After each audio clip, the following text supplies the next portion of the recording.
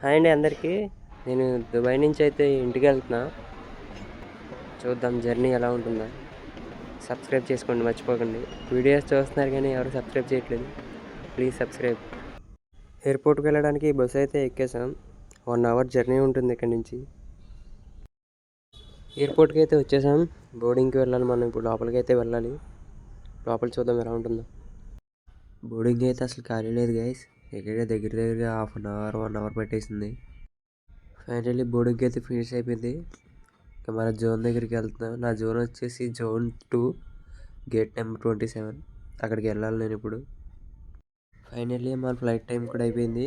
ఫ్లైట్లోకి అయితే వెళ్ళిపోతున్నాం. ఫ్లైట్లోకి అయితే వచ్చేసాం. కామెడీ ఏంటంటే ఫస్ట్ సీట్ నాదే ఇక్కడ.